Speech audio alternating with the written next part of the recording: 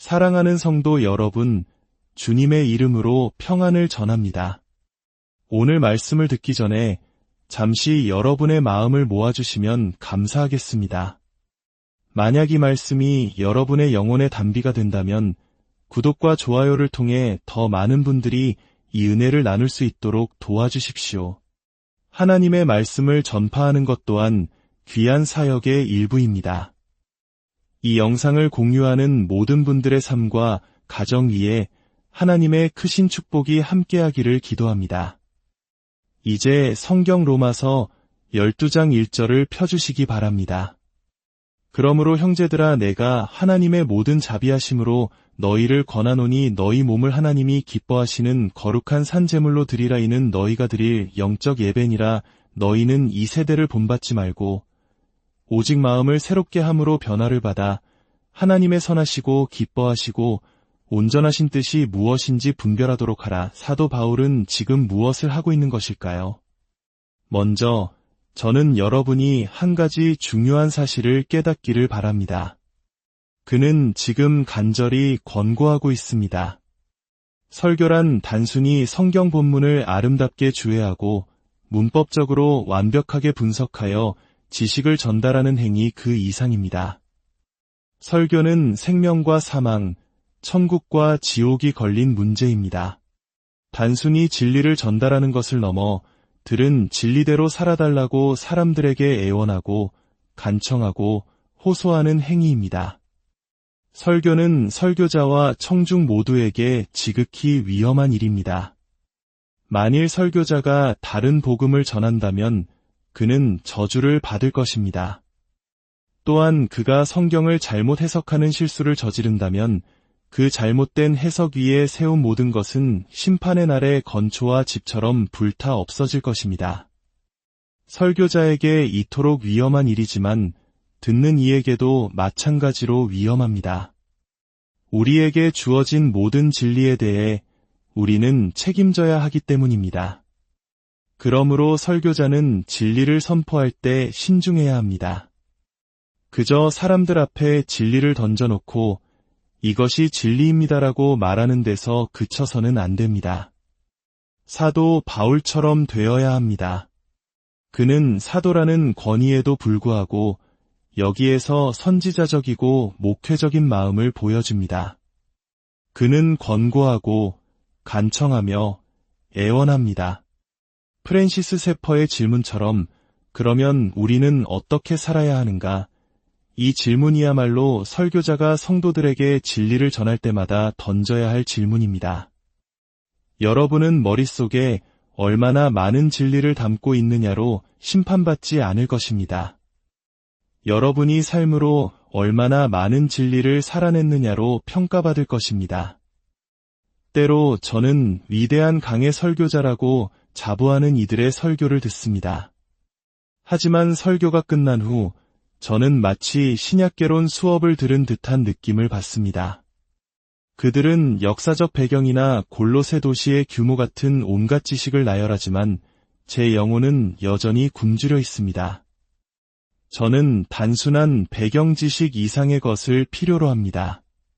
저는 살아있는 음성을, 영혼을 뒤흔드는 설교를 듣기 원합니다. 그리고 그 설교를 들었을 때 그 말씀대로 살도록 강력한 촉구를 받아야 합니다. 화려한 언변과 유머 감각, 재치 있는 성격의 소유자들이 넘쳐나는 이 시대에 우리에게 정말 필요한 사람은 자신의 하나님을 직접 목도한 사람입니다. 진리와 성경의 무게를 아는 사람, 강단에 섰을 때 그의 얼굴에서 영원을 볼 수 있는 사람, 사람들 앞에 서 있기보다 항상 하나님 앞에 서 있는 사람 말입니다. 엘리야 선지자를 특별하게 만들었던 한 가지는 그가 내가 섬기는 주, 살아계신 하나님이라고 담대히 말할 수 있었다는 점입니다. 그는 항상 하나님 앞에 서 있었습니다. 그러므로 여러분이 진리를 전할 때 무엇을 해야 할지 말해줄 때 반드시 그들이 그렇게 살도록 간청해야 합니다. 우리는 영혼과 삶의 중대한 문제, 하나님을 향한 삶의 중요성을 이해하지 못하는 피상적인 문화 속에 살고 있습니다.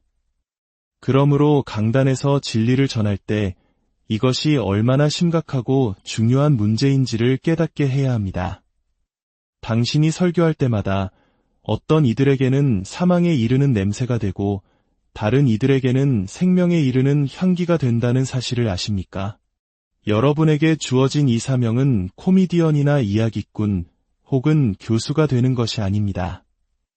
여러분은 선지자가 되어야 합니다. 사람들의 삶이 하나님의 뜻과 일치하도록 애원하고 간청해야 합니다. 바울은 말합니다.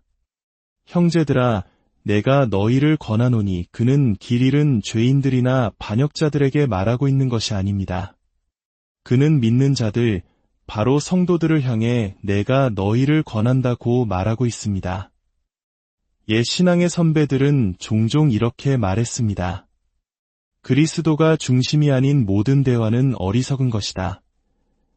물론 극단적으로 받아들일 수도 있지만 이 말에는 깊은 지혜가 담겨 있습니다.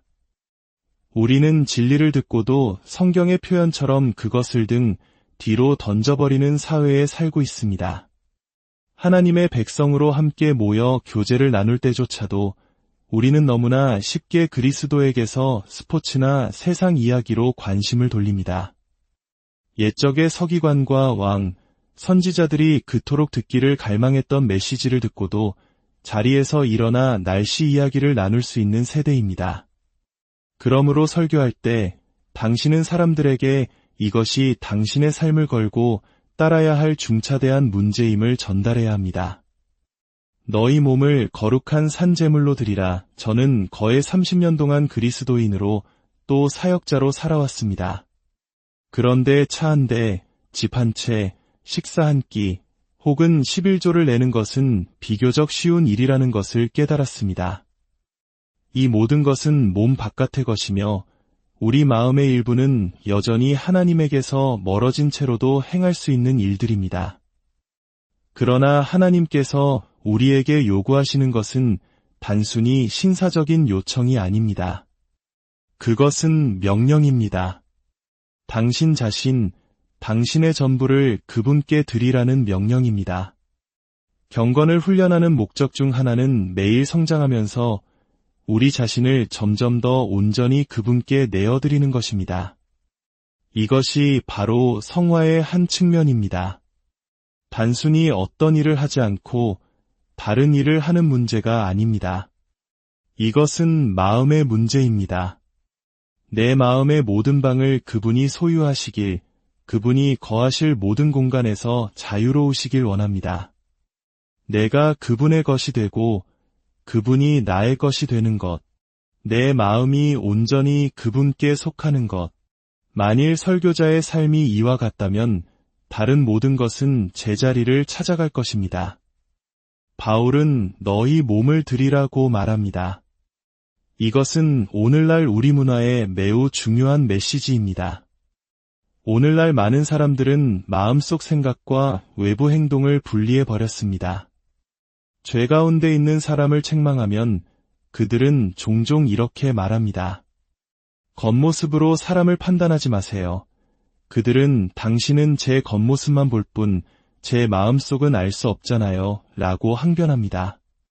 그러나 성경의 전체적인 가르침은 하나님이 당신의 마음을 소유하셨다면 당신의 몸도 소유하셨다는 것입니다.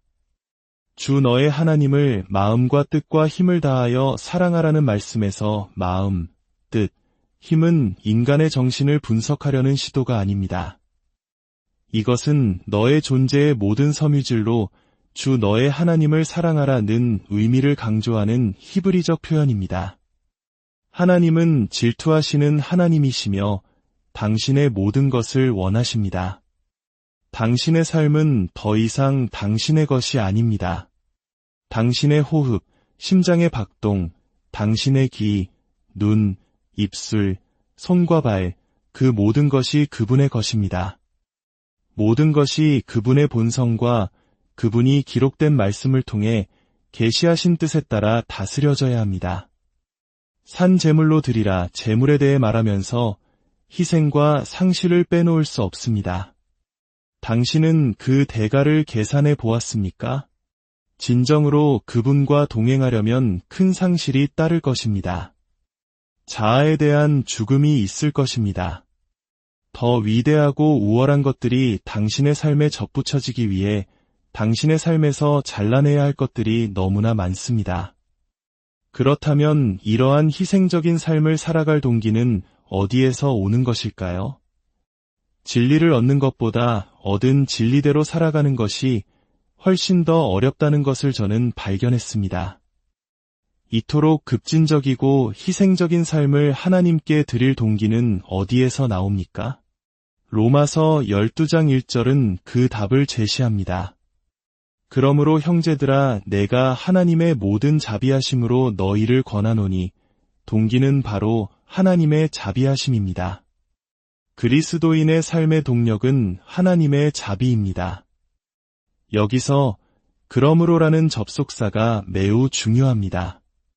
바울은 12장을 그 앞의 장들과 연결하고 있습니다. 그는 앞선 장들, 즉 로마서 1장부터 11장까지 무엇을 했습니까? 그는 하나님의 자비가 얼마나 크고 놀라운지를 설명했습니다. 이것을 여러분의 설교에 적용해 보십시오. 여러분은 회중에게 끊임없이 무엇을 해야 하는지 말할 것입니다. 그러나 그와 함께 간청해야 하며 어떻게 그것을 할 수 있는지 알려줄 책임이 있습니다. 하나님을 더 사랑해야 합니다. 라고 설교할 때 만약 어떤 성도가 일어나 목사님, 전적으로 동의합니다. 그런데 어떻게 해야 하나님을 더 사랑할 수 있습니까? 라고 묻는다면 당신의 설교는 무너집니까? 자신을 산제물로 드리고 싶지만 그럴 힘을 찾지 못하겠다고 고백하는 성도에게 당신은 어떻게 대답하겠습니까? 바울은 여기서 그 답을 줍니다. 진정으로 거듭난 마음은 예수 그리스도의 인격과 십자가 사역을 통해 계시된 하나님의 본성과 사역을 더 깊이 이해할수록 그 마음은 사랑으로 불타오르게 될 것입니다. 거듭나지 않은 마음에게는 이러한 지식이 오히려 하나님에 대한 증오를 키울 뿐이지만 진정한 그리스도인에게는 성령의 초자연적인 역사가 이미 일어났습니다. 하나님께서 썩어빠진 부패한 인간성을 하나님의 자녀로 바꾸신 그 놀라운 역사는 그 자녀가 하나님이 누구시며 그분이 그리스도 안에서 자신을 위해 무엇을 하셨는지를 더 많이 배울수록 마음속에서 사랑이 솟아나게 하고 그리스도를 향한 열망에 불을 붙이며 그 열망이 의지에 영향을 미쳐 기쁨으로 거룩함을 향해 나아가게 할 것을 보증합니다. 그렇다면 설교자의 주된 임무는 무엇입니까? 바로 로마서 1장부터 11장까지 바울이 했던 일입니다. 우리의 마음이 불타오르도록 하나님의 자비를 설명하기 위해 온 힘을 다하는 것입니다. 설교자는 사람들이 그리스도 안에서 자신들을 향한 하나님의 사랑과 사역을 온전히 이해할 수 있도록 도와야 합니다. 그러기 위해서는 먼저 우리가 하나님의 자비가 없이는 어떤 존재인지를 알려주어야 합니다. 만약 제가 세상 최고의 부자에게 샌드위치 하나를 준다면 그는 박수치지 않을 것입니다. 하지만 제가 굶주림에 허덕이는 제3세계의 누군가에게 그 샌드위치 반쪽을 준다면 그는 제 손에 입을 맞추고 온 동네를 뛰어다니며 저에 대해 이야기할 것입니다. 하나님의 구원을 온전히 감사하기 위해서는 우리가 한때 어떤 존재였는지 얼마나 비참한 죄인이었는지를 깨달아야 합니다. 바울은 인간의 전적인 타락을 설명하는데 많은 지면을 할애합니다. 왜냐하면 우리가 얼마나 용서받았는지를 알지 못하면 마땅히 그래야 할 만큼 하나님을 사랑할 수 없기 때문입니다. 아무도 당신이 얼마나 철저히 타락했는지 말해주지 않았기 때문입니다.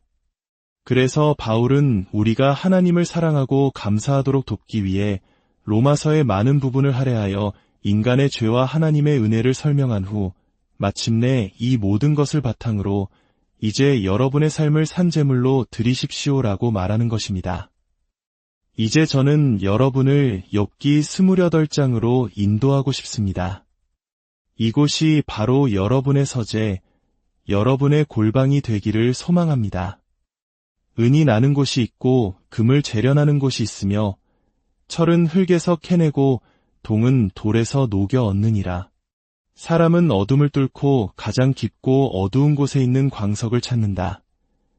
저는 이것이 새벽 4시 반, 어둠을 뚫고 서재로 들어가 말씀을 펴는 사역자의 모습이라고 상상해 봅니다.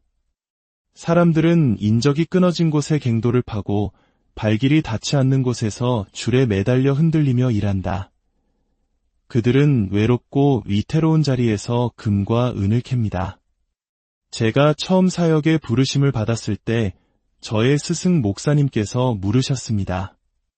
자네는 홀로 있을 수 있는가? 저는 처음엔 그분이 진리를 전하면 사람들이 저를 싫어하게 되어 외로워질 것이라는 의미로 생각했습니다. 하지만 그분의 의도는 그것이 아니었습니다. 그분은 다른 젊은 사역자들이 함께 어울려 놀고 있을 때 자네는 하나님과 단둘이 시간을 보낼 수 있는가? 아무도 갈 수 없는 그분의 거처를 너의 처소로 삼을 수 있는가? 라고 물으셨던 것입니다. 그 자리는 위태롭습니다. 당신은 전능하신 하나님 앞에 서서 그분의 백성에게 선포할 말씀을 연구합니다. 당신에게는 엄청난 책임이 맡겨졌습니다. 그러므로 최고의 신중함과 최고의 기쁨으로 그 사명을 감당해야 합니다. 성경이라는 광산에는 사파이어와 금이 가득합니다. 옛 설교가 알렉산더 맥클라렌은 성경은 그 티끌마저 금이다 라고 말했습니다. 그 길은 어떤 사나운 짐승도 밟아보지 못한 길입니다. 당신은 단단한 바위를 깨고 산의 기초를 뒤집어 엎으며 그 속에서 귀한 보물을 찾아냅니다. 이것이 바로 당신의 놀랍고도 두려운 과업이며 당신의 위대한 집념이 되어야 합니다. 모두가 따뜻한 침대에서 잠들어 있을 때 당신은 파수꾼처럼 깨어 하나님과 홀로 있으며 그분의 언어를 배우고 그분의 음성을 듣습니다. 교만한 자는 결코 갈 수 없는 깊은 광산으로 내려가 당신은 말씀 속에서 벌거벗겨진 자신의 마음을 발견하게 될 것입니다. 그리고 당신은 단순한 인간을 넘어 하나님의 사람이 될 것입니다. 이 일은 당신의 모든 것을 요구할 것입니다. 세상의 온갖 새로운 전략을 배우는데 인생을 허비하는 대신 당신의 서재로 들어가 하나님이라는 광산을 파십시오. 하나님을 아십시오. 그리하여 당신이 강단에 서서 입을 열 때 하나님의 말씀이 흘러나오도록 하십시오. 스펄전 목사님은 이렇게 말했습니다. 나는 10명의 설교자를 가르치기보다 1명의 기도하는 사람을 가르치겠다. 위대한 설교자의 입에서 나온 말입니다. 여러분이 이곳에서 학업을 마칠 때 모든 것을 마쳤다고 생각하십니까? 여러분은 이제 막 에베레스트 산기슭에 도달했을 뿐입니다. 신학교는 법을 가르치는 곳이 아니라 법을 찾고 적용하는 법을 가르쳐주는 로스쿨과 같습니다. 이곳에서 여러분은 하나님의 말씀을 연구하고 선포하는 법을 배웁니다. 이곳을 떠날 때 여러분은 주어진 도구들을 가지고 욥기 28장의 삶을 시작해야 합니다. 우리가 필요로 하는 것은 더 영리한 사람이나 더 나은 전략이 아닙니다. 이 세상에 필요한 것은 바로 하나님의 사람입니다. 아침 시간의 대부분을 하나님의 말씀을 연구하고 무릎 꿇고 기도하는 데 보내며 거기서 발견한 것을 매일 나가서 선포하는 사람입니다.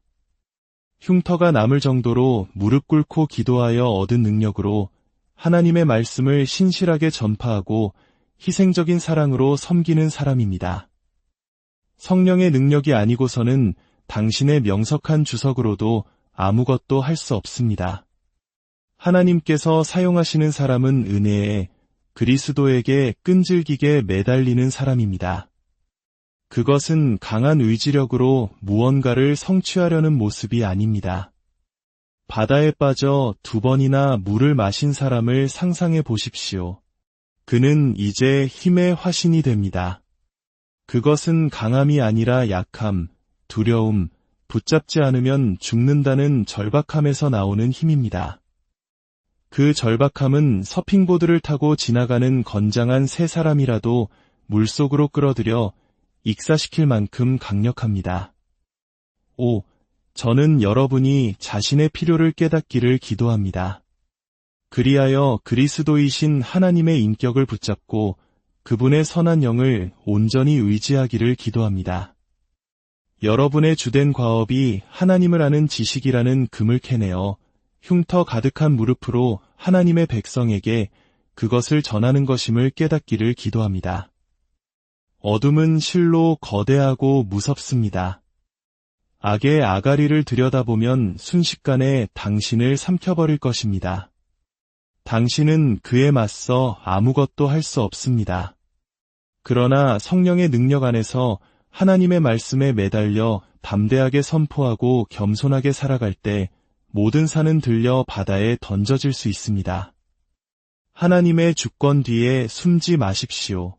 바로 그 하나님의 주권이 우리에게 하나님 나라가 전진할 수 있고 열방이 주를 알게 될 것이라고 말씀하십니다. 그 비전을 붙잡고 나아가십시오. 기도하겠습니다. 아버지 하나님, 이 시간을 주님의 이름의 영광과 주님의 백성의 유익을 위해 사용하여 주옵소서.